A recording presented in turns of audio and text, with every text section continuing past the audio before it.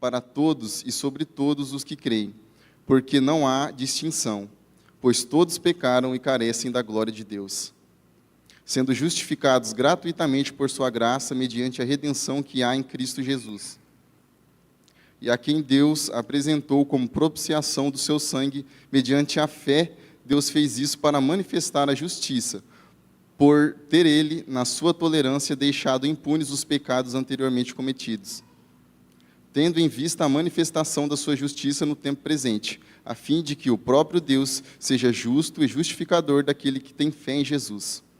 Onde fica então o orgulho? Foi totalmente excluído? Por meio de que lei? A lei das obras? Não, pelo contrário, por meio da lei da fé.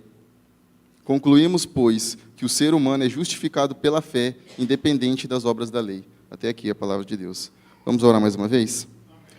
Senhor Deus, meu Pai, muito obrigado, Senhor, por mais esse momento, muito obrigado por mais esse culto, ó Deus. Esteja presente aqui, falando aos nossos corações, que o Senhor, Pai, possa estar aqui recebendo, ó Deus, o nosso louvor, a nossa adoração, os nossos pedidos.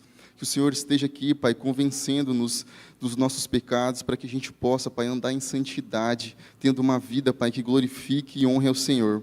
Que tudo que seja dito, que tudo que saia da minha boca, Pai, seja aquilo que o Teu Evangelho diz, que seja conforme a Tua palavra, que seja conforme aquilo que o Senhor tem para nos dizer. Eu te peço, Senhor, e te agradeço, em nome de Jesus. Amém. Amém.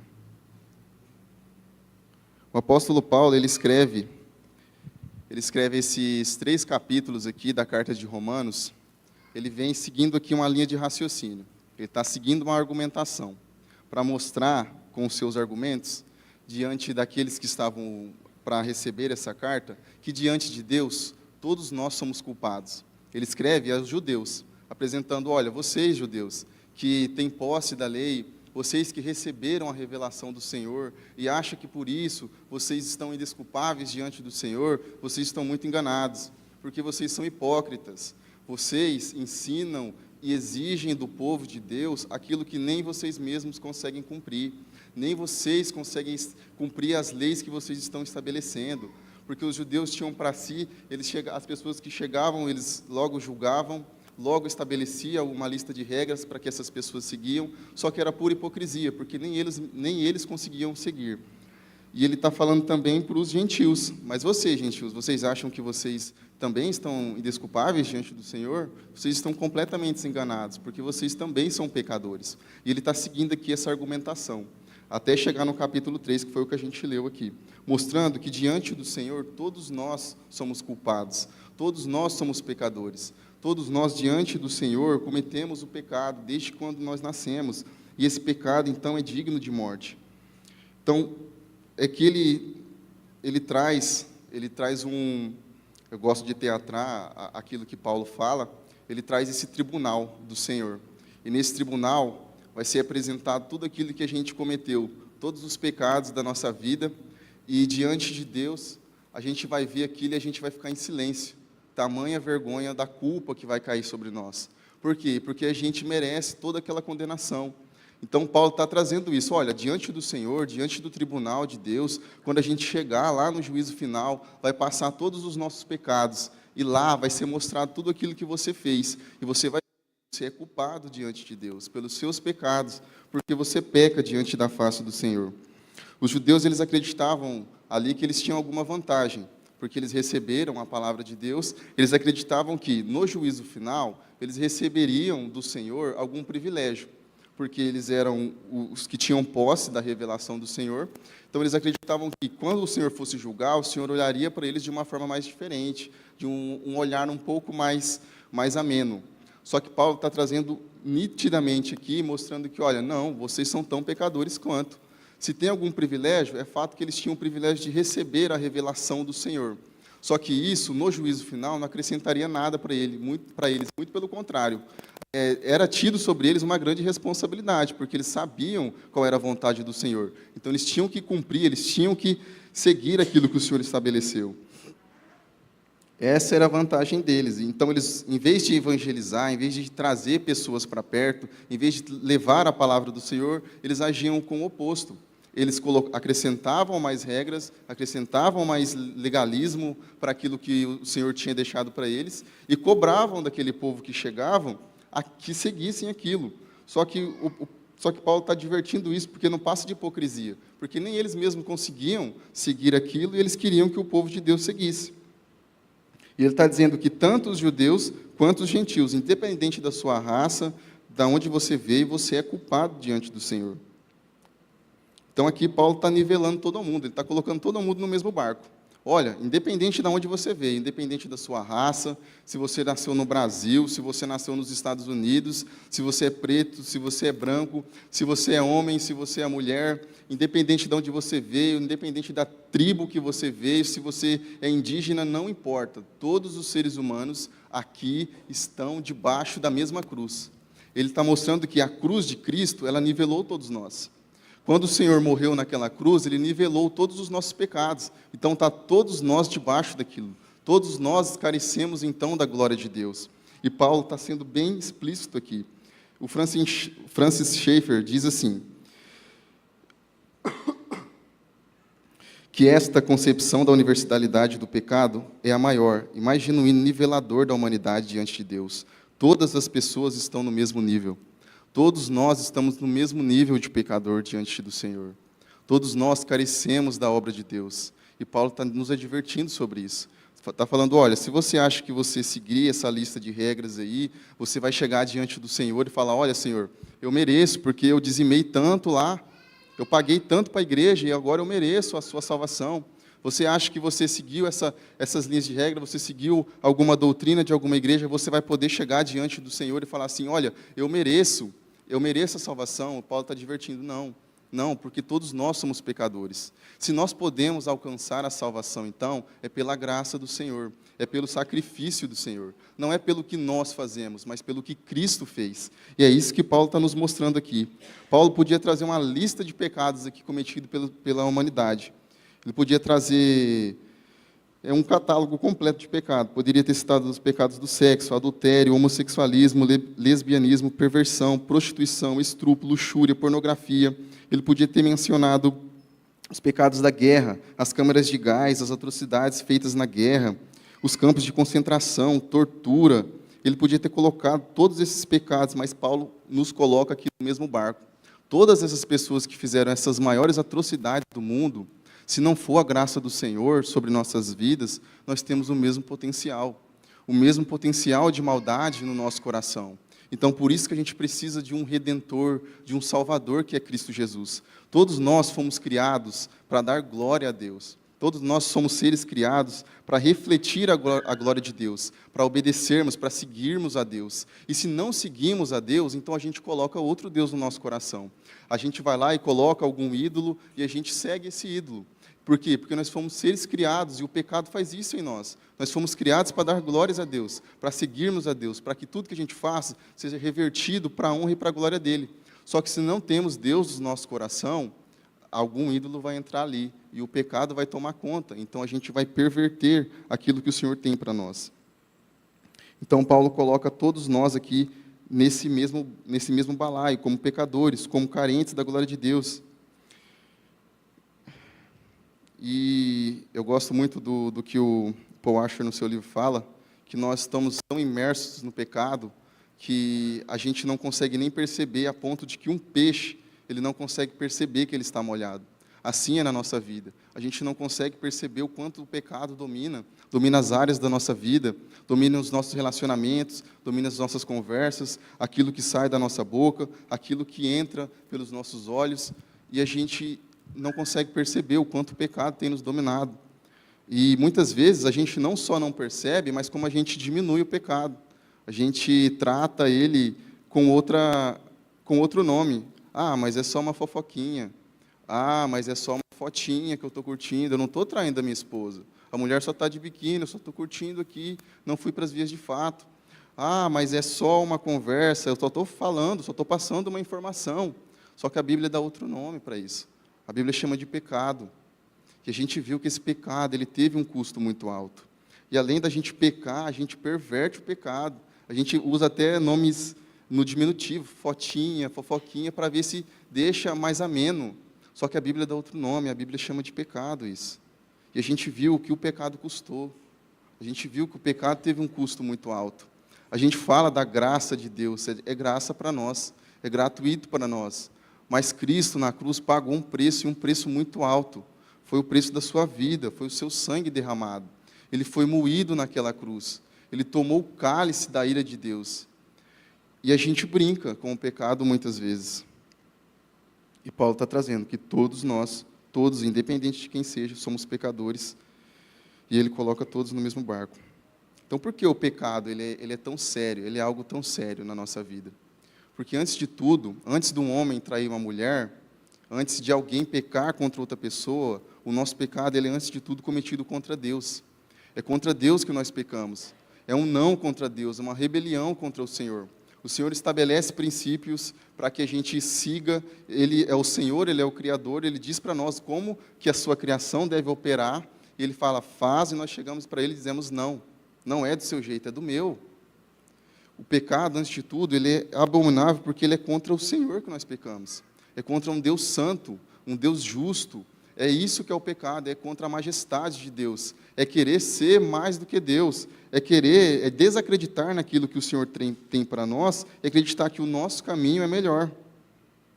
A gente viu no culto passado aqui, foi exposto pela Flávia, lá em Salmos, quando Davi ele pecou, ele cometeu várias atrocidades, ele mandou matar pessoas, e no final de tudo, quando ele entendeu a atrocidade do seu pecado, ele chega no Senhor e fala, contra ti pequei, e contra ti somente.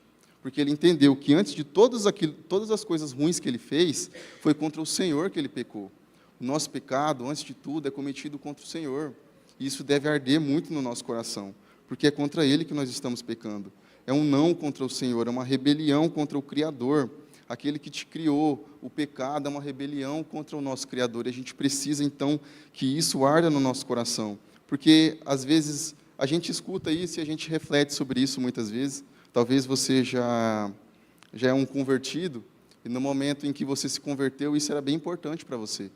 Né? Você vinha para a igreja e tudo parecia muito belo, você escutava uma mensagem e tudo tocava ao seu coração, mas aí parece que com o tempo você foi se acostumando, e a gente não pode se acostumar com o pecado. A gente fala muito da graça de Deus, mas a gente tem que lembrar que é graça para nós, mas para o Senhor teve um custo muito alto a ser pago, teve um preço muito alto a ser pago, e a gente não pode esquecer disso. Não pode se tornar comum para nós, a ponto da gente não dar mais valor a isso, não dar mais importância a isso. Mas aí talvez você pense, não, eu não sou assim não, eu sou bom. Talvez você pense que você não está nesse bolo que Paulo coloca aqui, mas a verdade é que você está, porque a Bíblia fala e a Bíblia é a verdade para nós. Se a gente pudesse expor aqui nesse telão aqui todas as coisas ruins que já passou pela sua cabeça, todas as coisas ruins que você já falou, todos os desejos malignos que você já teve, a verdade é que você daria sua vida para esconder isso, tá? do seu amigo mais querido. Aliás, se o seu amigo mais querido soubesse as coisas ruins que você já pensou dele, provavelmente ele não seria seu amigo. Porque esse é o pecado. Nós estamos corrompidos por esse pecado. Qualquer um de nós morreria e mataria para esconder aquilo que a gente já pensou. Eu não preciso nem ir muito longe. Talvez você já mentiu. Talvez você mentiu no momento do louvor. É o momento em que a gente mais mente. Onde a gente está cantando que o Senhor é tudo para nós. É tudo para nós. Só que, na verdade, muitas vezes não é. Muitas vezes a gente age como se Ele nem existisse. A gente vem, canta e parece que o Senhor só existe num domingo. Só existe às 6 horas, lá na Igreja Batista, mas depois a gente vive a vida como se Ele não existisse, a par do Senhor. E Paulo está trazendo para nós que todos nós somos pecadores. E nós carecemos, então, da glória de Deus. Sabe aquele ditado que normalmente mãe sempre fala? Deus está vendo, e de fato Deus está vendo mesmo. E Ele vê o mais profundo da nossa mente, do nosso coração. Ele vê tudo aquilo de ruim que a gente já pensou, que a gente já falou de outras pessoas, e Ele está vendo também. Ele vê, isso deve arder no nosso coração, porque Ele está vendo. Porque muitas vezes a gente peca porque a gente não acredita que o Senhor está presente. Né? Porque a gente não acredita que o Senhor está presente a todo momento. Porque a presença dEle, de fato, deveria nos constranger. Quem aqui cometeria um pecado na frente dos seus pais? Se fosse para assistir determinado vídeo, ninguém assistiria na presença dos pais. mas o seu pai está presente, o seu Criador está, Deus está lá. Ninguém trairia na presença da mulher. O homem não trairia sua esposa, ela estando presente. Muito pelo contrário, ele se sentiria envergonhado. Só que nós temos alguém que está presente a todo momento, alguém que está vendo toda hora, e é Deus. Deus está vendo a todo momento, a cada segundo, cada respirar, cada pensar nosso, o Senhor está lá, Ele está vendo. Ele vê tudo aquilo que passa pela nossa mente. E Ele sabe as coisas ruins que passam ali. Isso deveria nos constranger. Porque se a gente acreditasse de fato que o Senhor está presente a todo momento, a gente não pecaria constantemente. Então a gente precisa correr para os braços do Senhor. A gente precisa muito mesmo da sua graça. No versículo 24 e 25, ele lembra que a gente é justificado gratuitamente pela graça de Deus. Esse aqui é uma moral da história muito bonita. Porque quem de nós aqui daríamos a vida por qualquer pessoa que já nos fez mal? Nós somos pessoas que constantemente desobedecemos ao Senhor, e ainda assim, pela sua graça, Ele entrega o seu sacrifício, o seu sangue, para morrer por nós, para pagar, para limpar, para purificar o nosso pecado. E isso aqui é muito belo, porque é uma graça, a gente recebe gratuitamente, e a gente não precisa fazer nada. Paulo está alertando-nos sobre isso. Está vendo os judeus que estão estabelecendo regras aí, para que vocês alcancem a salvação? É tudo mentira. A gente alcança a salvação é pela graça do Senhor. A gente não alcança pelo que a gente faz, a gente alcança a salvação pelo que Cristo fez. É pela obra dele que nós alcançamos a salvação. É por ele, é pela graça dele que nós podemos chegar até a Deus. É só por ele, nada mais. Ele é a nossa propiciação. Ele entrega esse sacrifício no lugar da parte culpada. Nós somos culpados diante do Senhor. Se fosse por mérito, todos nós merecíamos a maior condenação possível, porque nós desobedecemos ao Senhor constantemente. Só que o Senhor ainda assim nos estende a sua graça, nos convida à salvação, por meio da obra de Jesus, por meio daquilo que Jesus fez. Isso que deve ser a mensagem de esperança para nós. Se há uma esperança para nós, não é pelo aquilo que a gente faz, não é pelas forças dos nossos braços, não é pelo dízimo que nós entregamos, não é o ministério que nós servimos, mas é porque o Senhor estendeu a sua graça a nós. Tudo que a gente faz, então, deve ser uma resposta àquilo que, em primeiro lugar, foi Cristo que fez. Foi Ele que fez. A gente deve dar todo o crédito para Ele. Toda a glória deve ser dada a Ele. E a gente deve lembrar disso constantemente. A gente não pode deixar isso se tornar na nossa vida algo comum, algo que a gente fale e que parece que vira só mera figura de linguagem, mas deve ser de fato aquilo que alimenta o nosso coração, que nos dá ânimo para servir, que nos dá ânimo para seguir ao Senhor, porque tudo que fazemos é porque o Senhor primeiro estendeu a sua graça. Às vezes você pode ter um coração tão duro que não consegue entender isso. Às vezes a gente tem um coração meio endurecido que a gente não consegue entender essa graça do Senhor. E nesse momento, eu gostaria até que, no final, a gente vai estender um momento para convidar, que o seu coração fosse tocado, que o seu coração endurecido fosse quebrantado pela graça do Senhor, fosse constrangido pela graça do Senhor, porque o Senhor é o nosso justificador. É Ele que nos convida pela graça a depositarmos, então, a fé nele, e a fé que depositamos naquilo que Ele fez nos leva, então, à salvação. Só por meio dele, não existe outro caminho, não existe outra verdade a não ser essa. Só por meio de Jesus nós podemos alcançar a salvação, só por meio dele.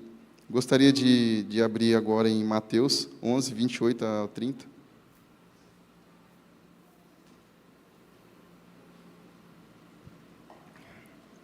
Mateus 11, 28 e 30.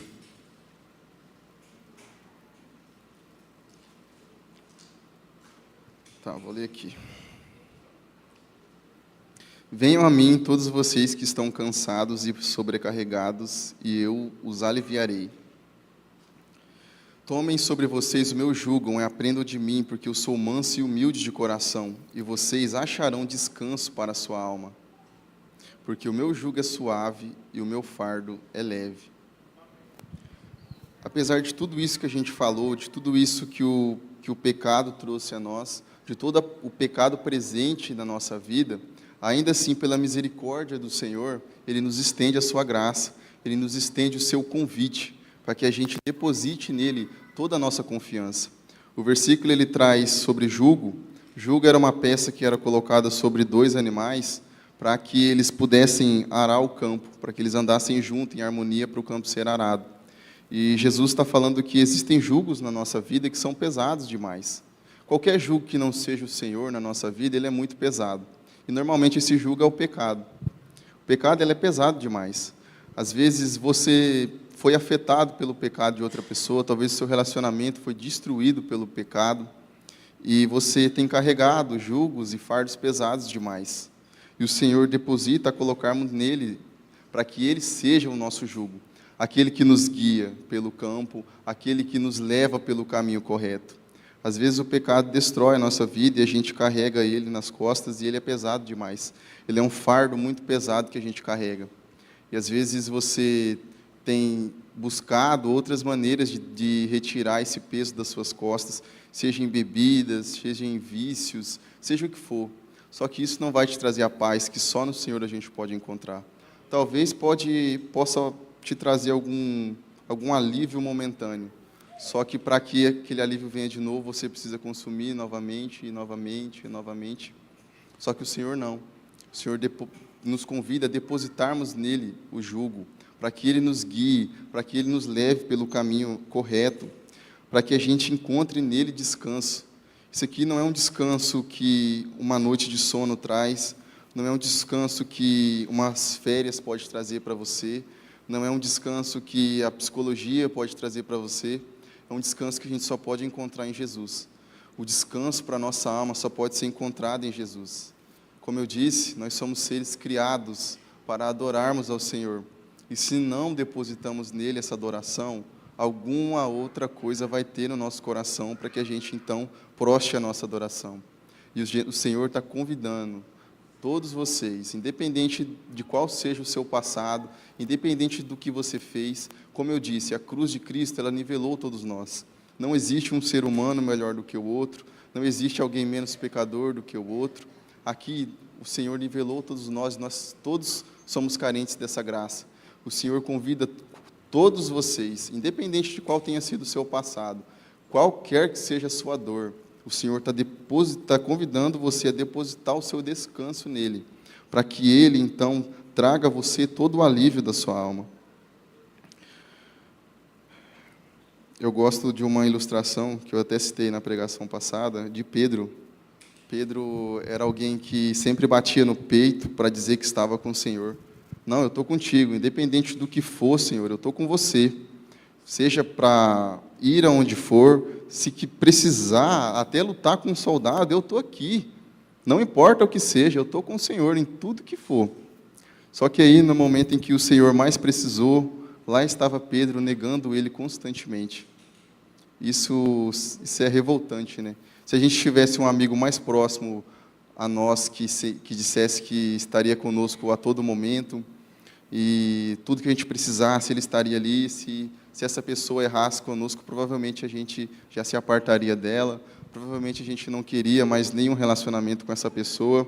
Só que aí você pensa, não, o Senhor ele deve ter agido como nós. Só que não.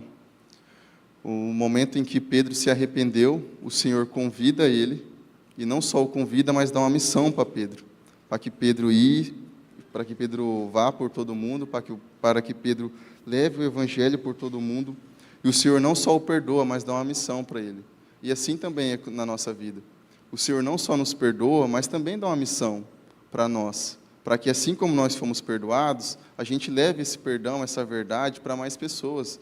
E Ele traz essa mensagem para nós constantemente, todos os dias. E a gente não pode se esquecer disso. A gente não pode tratar o pecado como se ele fosse brincadeira, se ele fosse só figura de linguagem, que nem eu disse aqui, porque não é. Como a gente já disse aqui, ele teve um custo muito alto, e foi o custo do sangue derramado do nosso Senhor Jesus. lá naquela cruz. E a gente não pode brincar com isso. A gente não pode brincar com o sacrifício do Senhor. E o Senhor está fazendo esse convite para nós hoje, para que nesse momento a gente encontre descanso nele, para nossa alma fadigada, para nossa alma aflita pelo pecado. Talvez, como eu disse, você está dominado por ele e você nem percebe, assim como um peixe não percebe que está molhado. O Senhor convida você a depositar nele o seu descanso. Só nele a gente pode encontrar descanso, meu querido. Não existe outro caminho. Não existe algo que nos traga descanso a não ser Jesus, a não ser o nosso Salvador. Porque ele sabe que só há um caminho para a salvação, e é por meio daquilo que ele fez. Não há nada que a gente possa acrescentar a isso, não há nada que a gente possa fazer para merecer isso, pois não é pelo nosso mérito, é pelos méritos de Jesus. E é isso que é belo, saber que quando Deus olha para a gente, ele vê o nosso pecado, mas não é isso que nos traz a condenação, porque antes de tudo ele olha para Jesus, ele olha para Cristo, naquela cruz, pagando os nossos pecados, para que a gente alcançasse então a salvação. Isso que é o belo da história, é o belo e é triste ao mesmo tempo, porque a gente sabe que é por nossa causa, por aquilo que nós pecamos, por que nós fazemos, que Cristo teve que vir e morrer. Um homem não poderia ter feito aquilo, um anjo não poderia ter feito aquilo, porque não dariam as vidas que são suas. Nós não temos a nossa vida não é nossa. Deus nos criou, então a nossa vida pertence a Ele. Só que não, Jesus, Ele entregou uma vida que era dele naquela cruz. Ele entregou a sua própria vida por nós. Então, a gente alcança a salvação por meio dele. Só por meio dele, e não há outro caminho. Talvez você esteja andando no caminho do pecado, e esse caminho só vai te levar ao fracasso constantemente. Você não vai encontrar descanso. Você pode encontrar prazer muitas vezes, mas descanso não vai encontrar. Porque a gente não vive uma vida de pecado a par do Senhor. A gente não vive uma vida de pecado descansando na nossa alma, com a alma descansada. Porque o pecado é constrangedor, ele nos constrange constantemente, e a gente precisa sempre estar com doses de alguma coisa para nos fazer esquecer, seja bebida, seja vício, seja o que for. E é só no Senhor que a gente pode encontrar esse descanso, então. Não há outro caminho, é só por meio dele, só por ele e para ele, porque é dele todas as coisas, e ele nos oferece isso. Ele nos oferece a vida eterna por meio do seu Filho, de maneira misericordiosa. Ele diz: vinde a mim, todos que estão cansados e sobrecarregados, e eu vos aliviarei. O Senhor está te convidando para que você possa, então, aliviar o peso da culpa, o peso do pecado, o peso de uma vida fadada ao fracasso por viver na base do pecado. Ele está te convidando a depositar nele o seu descanso, a depositar nele a sua fé e confiança, porque ele sabe muito bem, já que ele é o Criador, que não há outro caminho a não ser por ele. É só por ele. Não há qualquer caminho que a gente busque pelas nossas mãos, é um caminho já fracassado já.